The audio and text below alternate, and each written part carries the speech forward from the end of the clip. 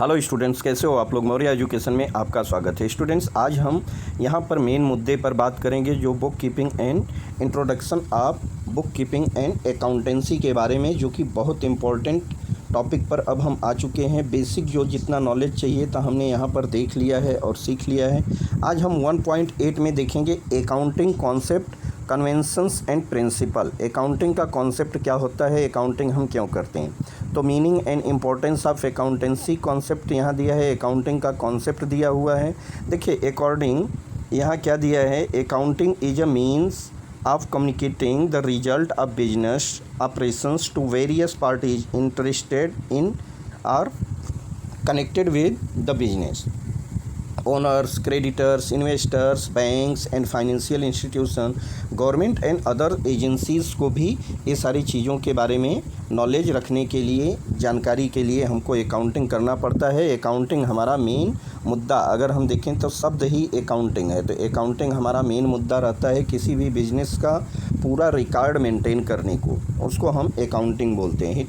इसको हम अकाउंटिंग बोलते हैं। Hence it is rightly called the language of business. ये बिजनेस के लैंग्वेज में हम इसको अकाउंटिंग बोलते हैं, जो कि इसका बहुत बड़ा इंपॉर्टेंट रोल होता है। Accounting is not only associated with business, ये सिर्फ और सिर्फ बिजनेस के लिए ही नहीं होता है, बट क्या है, इसको सबके लिए भी ज़रूरी होता है। जो हमारे में इंटरेस्ट रखता है, जो हमारे बिजनेस के बारे में जानना चाहता है, हमारे बैकग्राउंड के बिजनेस के बारे में जानना चाहता है, पूरा रिकॉर्ड के बारे में जानना चाहता है, कैश ट्रांजैक्शन के बारे में, या बहुत सारे जो एस्पेक्ट्स होते हैं उसके बारे में जानने के लिए हमको अकाउंटिंग करना पड़ता है।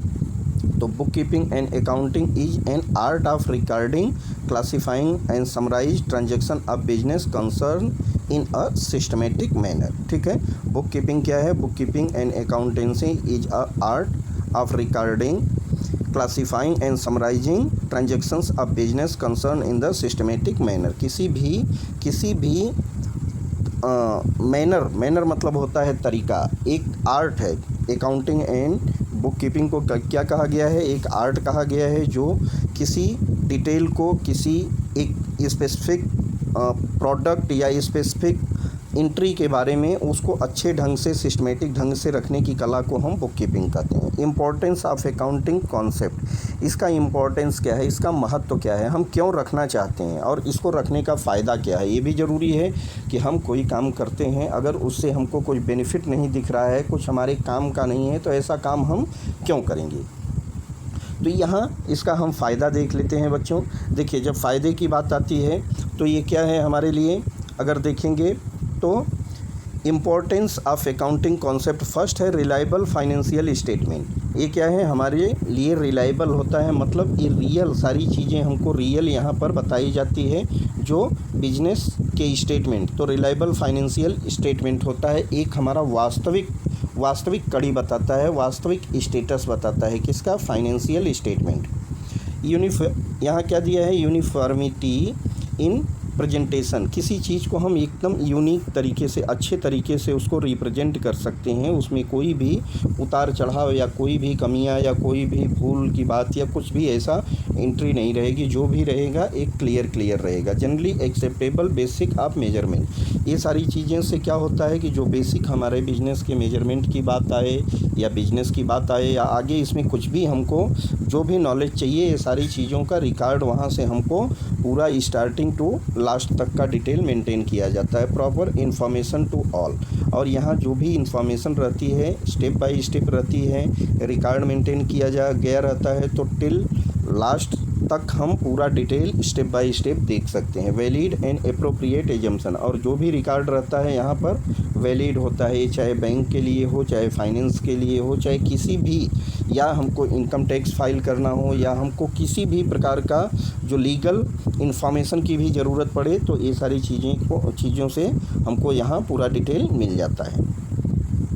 आगे हमको दिया है some of the importance concept as follow.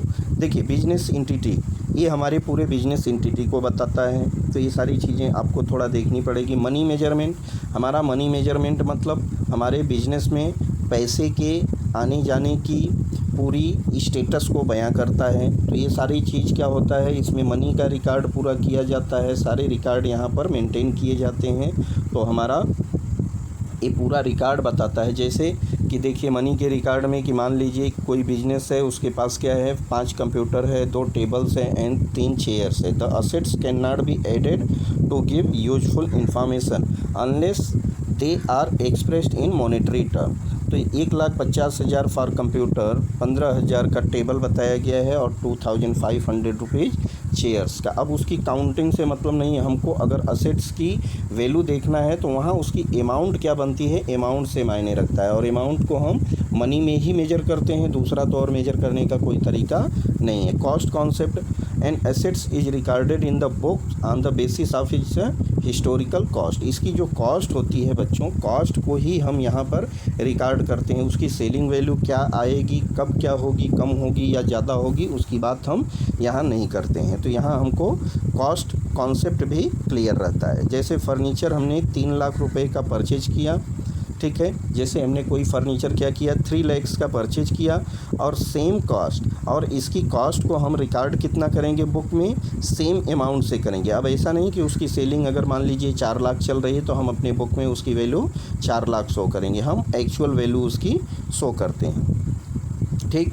अगर इसकी मान लीजिए in case the market value goes 1 lakh या 1,50,000 it will not be consider. अगर उसकी वैल्यू कम या ज़्यादा होती है तो इसके वैल्यू को हम रिकॉर्ड नहीं करेंगे, हम एक्चुअल वैल्यू को इसके रिकॉर्ड करते हैं। कंसिस्टेंसी कॉन्सेप्ट, देखिए यहाँ पॉलिसी जो भी हम अपनाते हैं एक कंसिस्टेंसी बताता है, ये बिजनेस की स्थिरता को बताता है, ये हमारे बिजनेस को स्थिरता को बताता है। तो ये सारी चीज़ें हमको यहाँ पर देखना और पढ़ना है। Conservative, while recording the business transaction we have to anticipate no profit but provide for all possible losses, ठीक है। जैसे देखिए यहाँ दिया है the closing stock in a factory is valued 25,000, ठीक है, एक कास्ट प्राइस है, और 35,000 एट इट्स मार्केट प्राइस, और मार्केट प्राइस कितना है इसका 35,000 है। तो लेकिन हम रिकॉर्ड में क्या शो करेंगे, रिकॉर्ड में हम शो करेंगे जो हमारा कॉस्टिंग है, जो हमारा कॉस्ट प्राइस है 25,000, इसको हम शो करेंगे, न कि हम जो 35,000 है मार्केट वैल्यू उसको शो करते हैं। हम इसकी एक्चुअल कंसिस्टेंसी जो वैल्यू है जो फिक्स, उससे लोअर नहीं जा सकती है, जो हमारी कॉस्ट गिरी है, ठीक है। तो यहाँ तक हम उसको शो कर सकते हैं, मैक्सिमम को नहीं शो करते हैं। Going concern realisation, accrual, dual aspects, disclosure, materiality, ठीक है, ये सारी चीज़ें, materiality according to the convention financial statement should be disclose all materials items, ये सारे रिकॉर्ड यहाँ पर मेंटेन किए जाते हैं। देखिए मैचिंग कॉन्सेप्ट, जो भी हम रिकॉर्ड मेंटेन करते हैं एक दूसरे से मैच होना चाहिए, एक दूसरे से, क्योंकि इंटरनली एंट्री जो रहती है एक दूसरे से इंटरनल जुड़ी रहती है। एक का एस्पेक्ट, एक का इफ़ेक्ट दूसरे पर, एक एस्पेक्ट का इफ़ेक्ट दूसरे पर दिखता है। तो इसके लिए कहीं पर भी इसमें उलट फेर नहीं हो सकता, जो भी रहेगा कॉन्सेप्ट एकदम क्लियर और एक दूसरे से मैचिंग रहता है, ठीक है। अब देखिए अकाउंटिंग स्टैंडर्ड, अकाउंटिंग स्टैंडर्ड क्या होता है। Accounting standard provides the framework and norms to be followed in accounting so that the financial statement of different enterprises become comparable, ठीक है।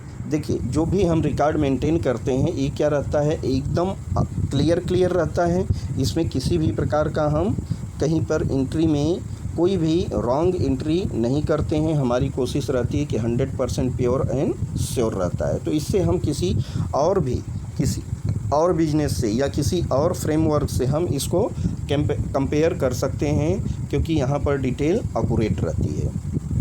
In the word of Kolhar, देखिए यहाँ पर एक जो अकाउंट्स के बहुत बड़े विद्वान हैं उन्होंने इसका हमको मीनिंग समझाया है कि accounting standard are codes of conduct imposed by customs law and professional bodies for the benefits of public accountant and accountants generally, ठीक है, accountants and accountants generally. Thus, accounting standard are written policy documents issued by the expert accounting body or by government or other regulatory body convening क्या है, covering the aspects of recognition, measurement, treatment, presentation and disclosure of accounting transaction and events in the financial statement. Need of accounting standard, अब देखिए कोई भी standard मतलब एक level बताता है, तो हमको अकाउंटिंग का स्टैंडर्ड की ज़रूरत क्यों पड़ती है। The need of accounting standard as follows. अब यहाँ पर हमको अकाउंटिंग का स्टैंडर्ड जो दिया है उसको हम क्यों फॉलो करते हैं। The need of accounting standard is as follow. First दिया है यहाँ to promote better understanding of financial statement. जो हमारा फाइनेंशियल स्टेटमेंट है उसको बेटर तरीके से अंडरस्टैंड मतलब समझने के लिए, उसको प्रमोट करने के लिए हमको अकाउंटिंग स्टैंडर्ड की ज़रूरत पड़ती है। To help accountant to follow uniform procedure and practice. Accountants को भी सपोर्ट करता है, ठीक है। Facilitate meaningful comparison of financial statement up to are. देखिए यहाँ पर हमको फाइनेंशियल फैसिलिटी के बारे में मीनिंगफुल कंपैरिजन दिया गया है। Enhance reliability of financial statement. यहाँ रिलायबिलिटी के बारे में, फाइनेंशियल स्टेटमेंट के रिलायबिलिटी के बारे में हमको अकाउंटिंग स्टैंडर्ड अपनाना पड़ता है। To meet the legal requirement effectively. यहाँ पर कोई लीगल रिक्वायरमेंट मतलब कानूनी कार्रवाई या कानून से जुड़े हुए या लीगल पोर्टफोलियो से कुछ भी ज़रूरत पड़ती है तो उसके लिए भी हमको अकाउंटिंग स्टैंडर्ड की ज़रूरत पड़ती है। Internal financial reporting system IFRS बोलते हैं इसको। हम क्या बोलते हैं, international financial reporting standard. International financial reporting standard are issued by the international accounting standard board. ये किसके द्वारा इशू किया जाता है बच्चों, इंटरनेशनल अकाउंटिंग स्टैंडर्ड बोर्ड के तहत इसको इशू किया जाता है। IFRS is a set of international accounting standard starting how particular types of transaction and other events should be reported in financial statement. IFRS are issued to develop accounting standard that would be acceptable worldwide. ये क्या होता है, world wide acceptable रहता है। Accounting standard in India, देखिए इसमें हमको in India standard of accounting is issued by the institutes of chartered accountant of India. ICAI बोलते हैं उसको। The council of the institutes of chartered accountant of India constituted accounting standard board. ये हमारा 21 अप्रैल 1977 को इसकी स्थापना हुई, ठीक है। तो इसको आपको पढ़ना है। ड्यू टू ग्लोबलाइजेशन दिया है, इसको भी आपको देखना है। आगे देखिए यहाँ पर दिया है हमको कंपनीज एक्ट कुछ दिया है, कब कौन सा वैल्यूएशन क्या चेंजेज आया है इसके बारे में हमको देखना है। तो ये सारी चीज़ें आपको बुक से पढ़नी पड़ेगी बच्चों, क्योंकि इसमें कुछ बताने जैसा नहीं है। रूल्स है तो रूल्स को आपको क्लियर लर्न करना पड़ेगा। अब देखिए अगर आपने ये यहाँ पर 10 पॉइंट है तो 10 पॉइंट को आप अच्छे से लर्न कर सकते हैं कि as a disclosure of accounting policies 1491 for companies and 1493 for others के लिए दिया है। तो accounting to this standard of the accounting policies follows in the preparation and presentation of financial statement should form a part of a financial statement and normally by disclose in one place. Second में हमको दिया है valuation of inventories. Valuation of inventories मतलब होता है stock, जो हमारे business का स्टॉक रहता है, ओपनिंग स्टॉक, क्लोजिंग स्टॉक। इसका वैल्यूएशन का जो रूल्स एंड रेगुलेशंस है इसको भी हमको फॉलो करना पड़ता है। Cash flow statement. Depreciation accounting. Depreciation मतलब बिजनेस में जो एसेट्स रहती है इसकी वैल्यू घट रही है या बढ़ रही है। अगर घट रही है तो डिप्रिसिएशन बोलते हैं। असेट्स है, कोई बिल्डिंग है, कोई प्लांट है, कोई लैंड है, अगर वैल्यू बढ़ रही है तो उसको हम एप्रिसिएशन बोलते हैं, ठीक है। Accounting for research and development के बारे में दिया गया है। रेवेन्यू रिकग्निशन दिया गया है। तो ये सारी चीज़ों को हमको ध्यान में रखना है। अकाउंटिंग फॉर फिक्स एसेट्स को हम कैसे मैनेज करते हैं, कैसे दिखाते हैं, ये सारी चीज़ों को हमको जानना और समझना पड़ता है इसमें। तो ये सारी चीज़ों को हमको यहाँ पर पढ़ना था बच्चों। तो बेसिक कॉन्सेप्ट जो दिया था ये चैप्टर का एकदम रूट है, जड़ है, आप अच्छे से समझ लीजिए, क्योंकि थियरी है। थियरी में आपको थोड़ा कुछ रटना पड़ेगा, थोड़ा जो इन्फॉर्मेशन डेफिनेशन है उसको लर्न करना पड़ेगा। तो ये सारी चीज़ों को आपको यहाँ ध्यान से पढ़ना था।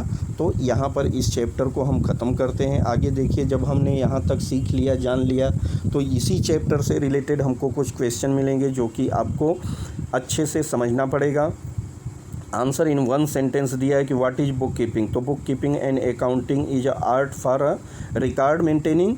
तो जो भी हम रिकॉर्ड मेंटेन करते हैं उसको हम एक आर्ट या कला बोलते हैं। इसके बहुत से अकाउंटेंट्स या बहुत से फाइनेंस के जो जुड़े हुए लोग हैं, अलग अलग इन्फॉर्मेशन, अलग अलग इसके डेफिनेशन दिए हैं, जो कि बुक के माध्यम से ही आपको एग्जैक्ट लर्न करना पड़ेगा। What is means by goods.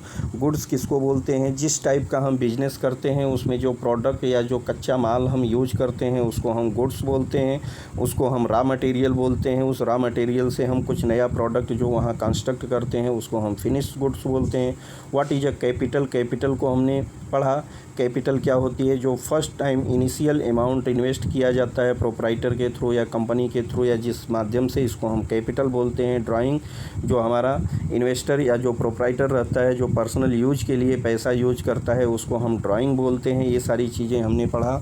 देखिए गुडविल क्या होता है? गुडविल हमारा यहाँ पर कोई भी दिखावा, ये दिखती नहीं, ये एसेट्स पार्ट होता है, लेकिन गुडविल का बिजनेस में बहुत इंपॉर्टेंट रोल होता है। किसी बिजनेस को इस्टेब्लिश किया है हमने उसको अर्निंग के लिए, तो जितने दिन का हमारा जो रेपुटेशन होता है उसको हम गुडविल बोलते हैं। ठीक है, ये सारी चीज़ें हमको जानना और समझना है। Recording of business transaction, amount invested in business by proprietor, ये सारी चीज़ों को हमको पढ़ना है और आंसर लर्न करना है। देखिए आगे दिया है हमको, select the most appropriate alternative from those given below and re right the statement. इसको हमको स्टेटमेंट के थ्रू लिखना है। तो ये सारी चीज़ें यहाँ पर दी हुई है, आप इसको पढ़ सकते हैं। अब देखिए जैसे यहाँ पर आपको कुछ 10 क्वेश्चन दिए गए हैं, MCQ जैसे क्वेश्चन है। Surplus of income over expenses इस क्या हो सकता है?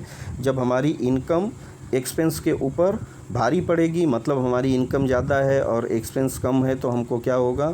हमको प्रॉफिट होगा, सीधी सी बात। Surplus of income over expenses, जब सरप्लस होगा तो हमको प्रॉफिट होता है। डेफिसिट मतलब कम होना, लॉस मतलब नुकसान। फाइनेंशियल स्टेटमेंट है तो बिजनेस का स्टेटमेंट होता है। ठीक है, सेकेंड वाले में हम देखते हैं, इन ब्लैंक स्पेस दिया है, basis of accounting actual cash receipt and actual cash payment are recorded. एक इसमें यहाँ पर हम इसको कैश बुक में मेंटेन करते हैं। ठीक है, ये हमारा कैश बुक में मेंटेन होता है, कैश रिसिप्ट और कैश ट्रांजैक्शन। ठीक है, आगे एक्रूअल आता है, फिर हाइब्रिड आता है। तो एक्रूअल हाइब्रिड नहीं, यहाँ हमको जो कैश से जुड़ी हुई बातें हैं कैश बुक में मेंटेन करते। Amount which is not recoverable from customer is known as bad debt. जो हमारा अमाउंट कस्टमर से मिलना चाहिए था लेकिन नहीं रिकवर हो पा रहा है, तो इसको हम बैड डेट्स बोलते हैं। ठीक है, amount which is not recoverable हो गया है, ठीक है, उसको हम बैड डेट्स बोलते हैं। Account must be honestly prepared and they must disclose all materials information is known as. यहाँ पर उसको हमको देखिए दिया हुआ है सारी चीज़ें, तो आप account must be honestly prepared and they must disclose all material information is known as. Entity concept, dual aspect concept, disclosure concept, cost concept. Account must be honestly prepared and must disclosure are material information is known, entity concept में आएगा हमारा। ठीक है, a commodity in which a trader deals is known as goods. उसको हम जिसमें वो business करता है उसको हम उसके द कमोडिटी मतलब वस्तु, तो गुड्स आएगा। मीन्स और reputation of a business valued in the terms of the money. देखिए ट्रेडमार्क, असेट्स, पेटेंट्स ने गुडविल आता है, इसको हम goodwill. Cash flow statement is prepared and presented for the period for which, अभी आपने देखा है, तो इसमें देख लीजिए AS3, AS10 है, AS6 है। The immediate recognition of losses is supported by principle of, तो सारी चीज़ें यहाँ पर दी गई है। Brief explanation of an entry is called as brief. देखिए brief explanation as entry is called narration, उसको हम क्या बोलते हैं? नरेशन बोलते हैं। An act of exchange of things to service between two parties in terms as, क्या बोलते हैं यहाँ हम?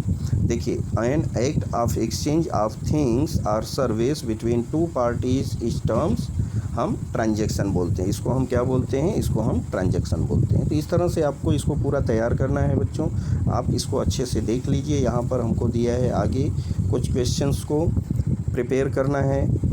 तो ये सारी चीज़ें आपको बुक में ही है, थोड़ा आपको लर्न करना पड़ेगा, थोड़ा पढ़ना पड़ेगा।